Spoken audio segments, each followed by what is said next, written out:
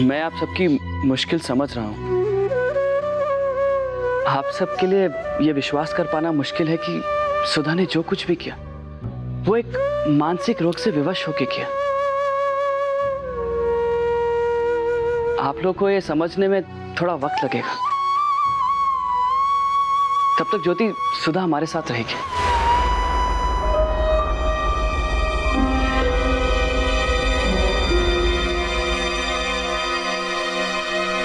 नहीं बेटा पंकज, बहन के ससुराल नहीं, ये ठीक नहीं है। सुधा और कहाँ रहेगी?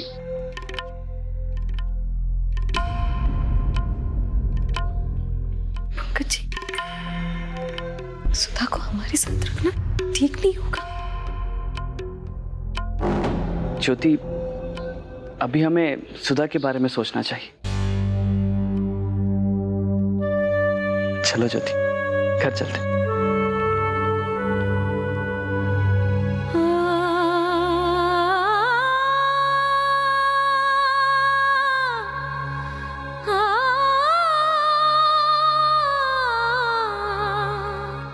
चलो ज्योति।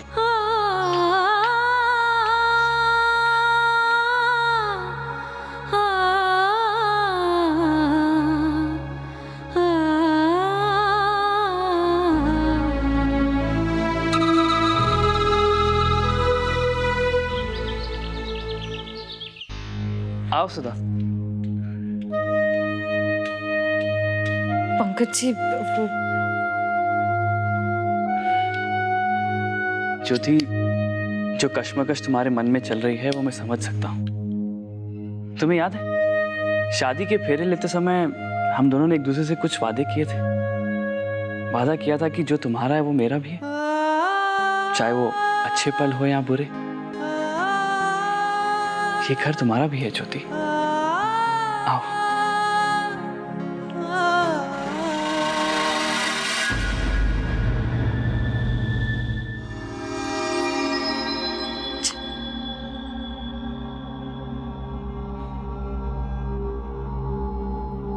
अरे सुधा बेटा, कैसी हो? सब कुछ ठीक है मॉम। सुधा को जमानत मिल गई है।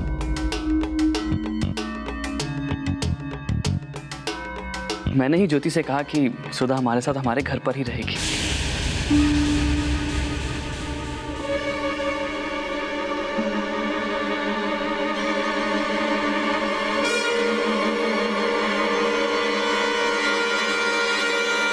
हाँ क्यों नहीं, लेकिन मेरा मतलब है कि सुधा के मम्मी पापा उन्होंने। भैया आप तो जानते हैं कि हाँ उदय, मैं सब जानता हूँ, इसलिए सुधा को यहाँ लेके आया हूँ। मैं जानता हूँ कि आप सबके मन में कई सवाल उठ रहे होंगे और इन सब का जवाब मैं खुद देना चाहता था, क्योंकि अब हमारे परिवार का मामला है। सुधा के साथ हुए हादसे के बाद उसकी फैमिली उसे एक्सेप्ट नहीं कर पा रही। ऐसे मुश्किल दौर में उसे हमारे सपोर्ट और प्यार की बहुत जरूरत है। बस इसीलिए मैंने ज्योति को कहा कि सुधा हमारे साथ हमारे घर में रह सकती है। मैंने ठीक किया ना मॉम?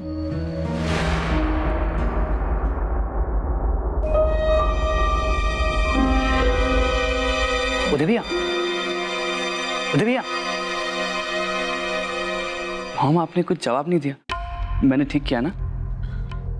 हाँ बेटा, लेकिन तुमने बिल्कुल ठीक किया पंकज बेटा, ये भी सुधा का अपना ही घर है। मैं भी नहीं चाहती कि सुधा किसी पर बोझ बनकर रहे। बस कुछ दिनों की बात है, जैसे मुझे वक्त मिलेगा मैं उसके लिए कोई हॉस्टल या फिर। ज्योति तुम कैसी बातें कर रही हो? ये घर तुम्हारा है, हम सब तुम्हारे हैं। और थैंक्स पापा। देखा ज्योति, मैंने कहा था ना, इस घर में सुधा को सब बहुत प्यार करेंगे। तुम सुधा को गेस्ट रूम में ले जाओ, उसे आराम की जरूरत है। जी।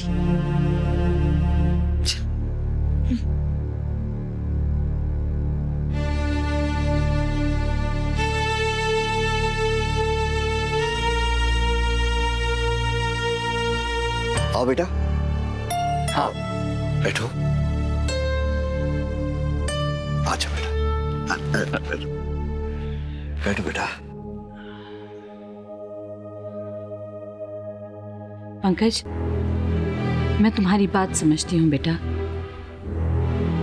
दूसरों की मदद करना बहुत अच्छी बात है, लेकिन सुधा के परिवार से रिश्तेदारी है हमारी बेटा। लेकिन कहीं गायत्री, रिश्तेदार और रिश्तेदारियां होती किस दिन के लिए है? ऐसे वक्त पे तो अपनों की सही पहचान होती है। हाँ, लेकिन आपने भी उस दिन देखा था ना टीवी पर कैसी न्यूज आ रही थी, और कल्पना ने भी कहा कि सुधा के दिमागी हालात ठीक नहीं है। ऐसे में पता नहीं क्या सही है क्या गलत। किसी की मदद करने का फैसला गलत हो ही नहीं सकता गायत्री। भगवान ना करे कल को हमारे बच्चों के साथ ऐसा कुछ हो जाए तो क्या हम उन्हें खुद से अलग कर देंगे? ज्योति हमारे परिवार की बच्ची है। ज्योति के घर वाले अगर सुधा को इस हालत में अपनाने को तैयार नहीं है तो कहाँ जाएगी वो? बड़ो पापा, हमने भी सुना जो उस दिन डॉक्टर लाड़की ने कहा, वो लड़की एकदम पागल है। हमें बहुत डर लगता है ऐसे लोगों से, जाने कब क्या कर जाए। लॉन्गश्री, सुधा हमारे घर की मेहमान है, उसका ठीक से ख्याल रखना, समझी? जाओ किचन में जाके काम करो। आपकी बात का मैं सम्मान करती हूँ।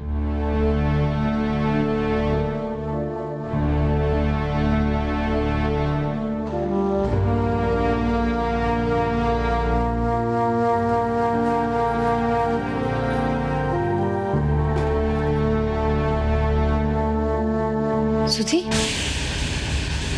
तेरे लिए पानी रख दिया है, और अगर किसी भी चीज की जरूरत हो तो इस फोन से 11 नंबर डायल कर देना, कोई भी सर्वेंट आ जाएगा। और अगर मुझसे बात करनी हो तो 16 नंबर डायल करना, ठीक है? कुछ खाना है? ठीक है, तू आराम कर, मैं अभी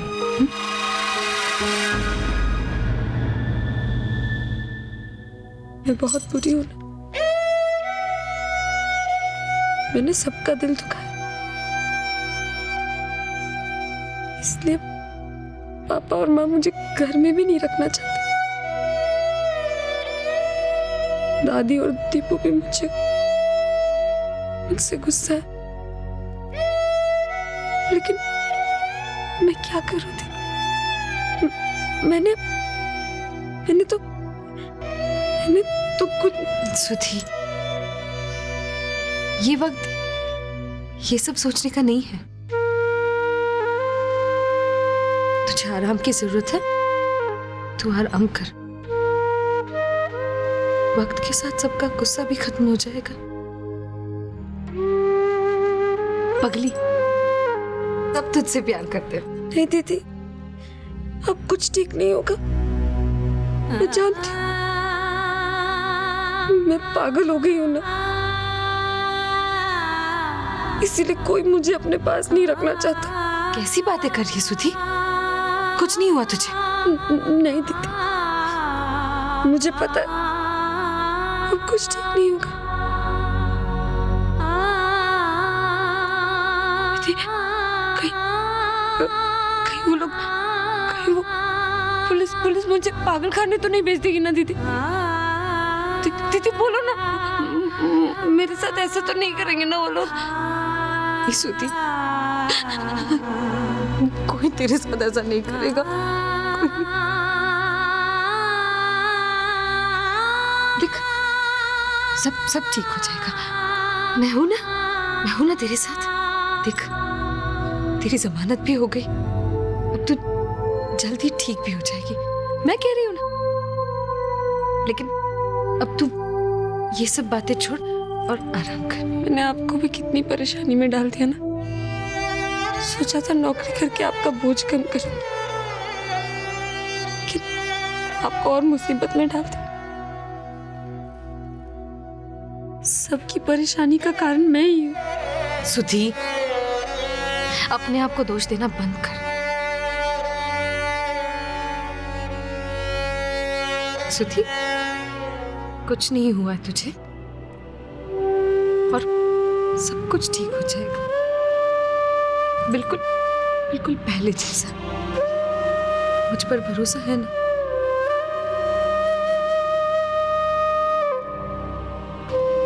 दीदी की बात मानेगी ना?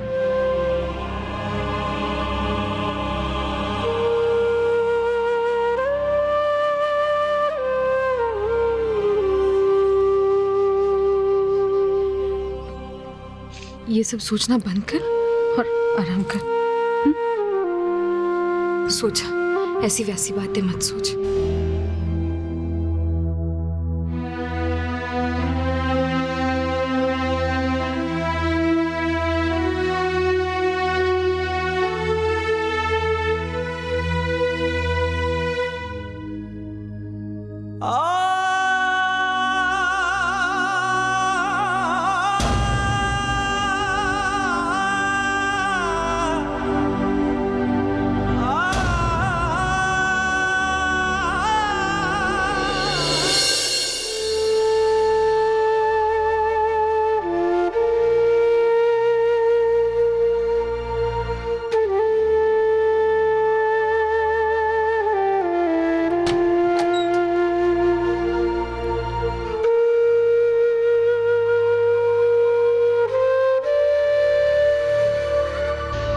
अरे भैया, अरे आप क्यों आए? मुझे बुला लिया होता। अरे कुछ नहीं होता उदय, जिंदगी कभी कभी इंसान को ऐसे दोराहे पे लाके खड़ा कर देती है जहां पर यह तय कर पाना मुश्किल हो जाता है कि उसके लिए कौन सा रास्ता सही है। मुझे लगता है तुम भी आज उसी कश्मकश में हो। तुम्हारा बड़ा भाई हूं, बस इतना कह सकता हूं कि अपने दिल की सुनो। हमेशा अपने दिल की सुनी है भैया, इसलिए सजा भुगत रहा हूं। कई बार मेरे दिमाग में डाउट आया उस लड़की पर, लेकिन हर बार मैंने अपने दिल की बात मानी। प्यार जो था उससे, दिल की बात सुनी और प्यार के बदले धोखा पाया। नहीं उदय, जो लोग दिल की सुनते हैं उनके साथ कभी गलत नहीं होता। हाँ, कभी कभी हालात ऐसे पैदा हो जाते हैं जहां उनको लगता है कि उनके साथ बुरा हो रहा है। जिंदगी भी अजीब तरह की इम्तिहान लेती है, बस तुम्हें हिम्मत नहीं हारनी चाहिए। गौर से देखने की जरूरत पड़ती है कभी। बहुत देख लिया भैया, बस आप नहीं देख पा रहे हैं। वो लड़की पहले देविका फिर सुधा। कमाल की एक्ट्रेस है वो लड़की। उदय, कभी कभी इंसान खुली आंखों से वो नहीं देख सकता जो वो मन की आंखों से देख सकता है। मैंने ना ही सुधा को देखा है और ना ही देविका को, बस सुना है। और मैं यकीन के साथ कह सकता हूं कि वो इनोसेंट है, वो बीमार है उदय। उसे अपनों के साथ और उनके प्यार की जरूरत है। मैं जानता हूं कि आंखों वाले लोग बिना देखे किसी बात पे यकीन नहीं करते, इसलिए हॉस्पिटल से मैं ये सीसीटीवी की रिकॉर्डिंग लेके आया हूं। इसमें तुम देविका को सुधा बनते और सुधा को देविका बनते देख सकते हो। मैं आशा करता हूं कि मेरा भाई सच को पहचान पाएगा। मैं देविका और लोग मुझे इसी नाम से बुलाते हैं। मैं तेरी बहन हूँ ज्योति। तुम वही हो ना जिसने मुझे मैजिस्ट्रेट के रूम में थप्पड़ मारा था? Oh, I forgot. तुम्हारे थप्पड़ का जवाब तो वहीं दे दिया था ना मैंने। देविका का दिल बहुत बड़ा है, उसने तुम्हें माफ किया।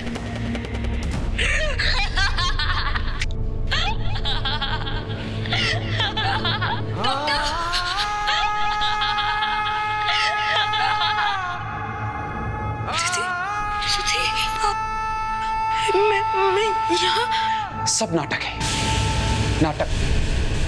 मैंने तुम्हें दिल से चाहा और तुमने फिर भी मेरे साथ ये धोखा।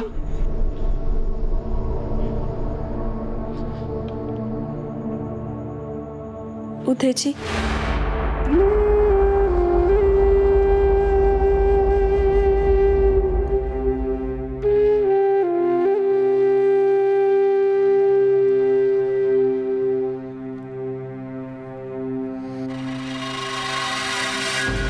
अब क्या कहने आई हो?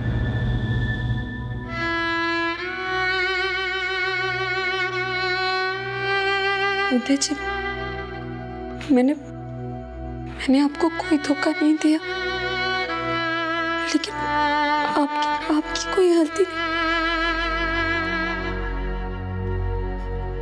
मैं आपको अपनी बात का यकीन कैसे दिलाऊं?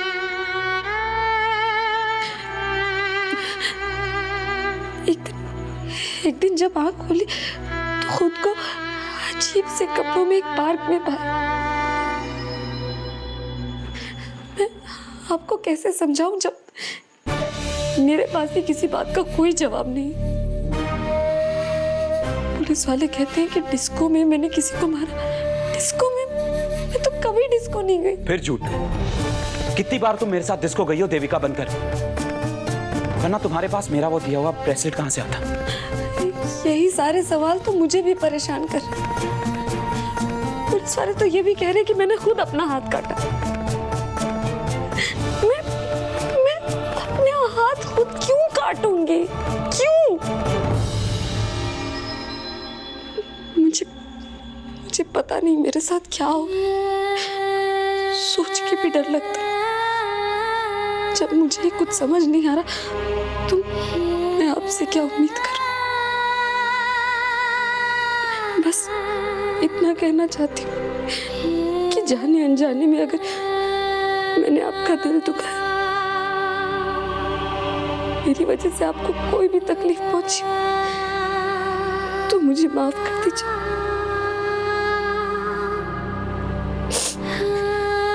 माफ कर दीजिएगा मुझे।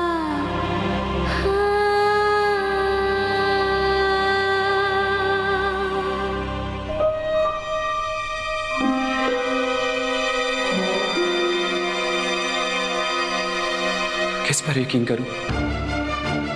जो दिख रहा है या जो दिल कह रहा है? माँ, मुझे लगता है कि हमें सुधा को वापस घर में बुला लेना चाहिए। प्रेस वालों ने वैसे ही कितना बड़ा तमाशा खड़ा कर दिया। और अगर सुधी ज्योति के ससुराल में रहेगी तो उसके ससुराल वालों के बारे में भी कुछ छप सकता है। और वैसे भी ये ठीक नहीं है। शादी हो गई अब ज्योति की, उसका अपना परिवार है। अरे कब तक इस घर की समस्याओं को सुलझाती रहेगी वो? मुझे पता था आप उसे यहाँ बुलाने का कोई ना कोई बहाना जरूर ढूंढ लेंगे।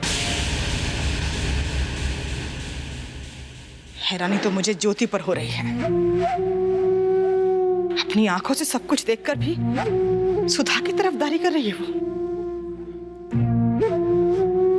झूठ भी बोल दिया कि उसे कोई दिमागी बीमारी है। हो भी सकता है पद्मा। देखो ना, पंकज बाबू भी तो कुछ कह रहे थे ना कि क्या कहेंगे वो? जो ज्योति ने समझाया होगा वही कहेंगे। अब सच चाहे जो भी हो पद्मा, लेकिन इस वक्त सबसे बड़ा सच यही है कि सुधा हमारी बेटी। और इस तरह जवान लड़की दूसरे के परिवार में रहे तो लोग तरह तरह की बातें करेंगे ना। ये ठीक नहीं है। माँ, क्या कहते हैं आप मेरी बात भी सुन लीजिए। इस घर में या तो सुधा रहेगी, या मैं रहूं, क्या मैं रहूं, क्या मैं रहूं, क्या मैं रहूं, क्या मैं रहूं, क्या मैं रहूं।